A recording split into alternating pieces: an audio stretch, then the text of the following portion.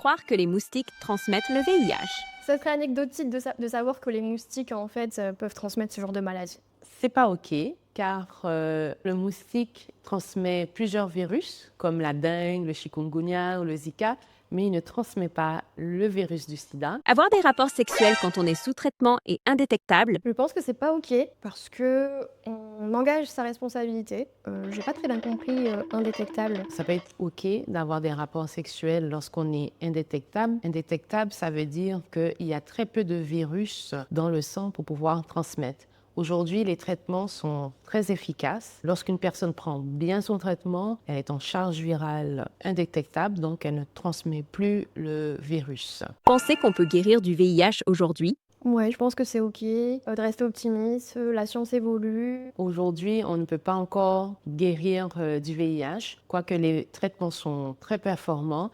La recherche travaille activement pour pouvoir trouver ce traitement afin de guérir du VIH. Avoir peur des toilettes publiques. Je dirais que c'est OK, mais pour vraiment d'autres raisons que le VIH. J'allais dire la même chose. C'est OK d'avoir peur des toilettes publiques. On n'attrape pas le VIH sur les toilettes publiques. On va attraper d'autres virus comme celui de la gastroentérite. Avoir une sexualité normale quand on est séropo. Aucune maladie ne doit empêcher d'avoir une vie à notre guise. C'est OK d'avoir une sexualité épanouie, quoique les personnes séropositives au VIH rencontrent des difficultés afin d'avoir cette sexualité épanouie par diverses raisons, notamment par le trauma qui a été créé par rapport à la contamination et aussi le vécu de discrimination et de stigmatisation. Pensez que seules les personnes LGBT+ sont concernées. Ça concerne tout le monde, toutes les communautés. Dire que ça concerne que les personnes LGBT, c'est un stigma qui provient notamment du début de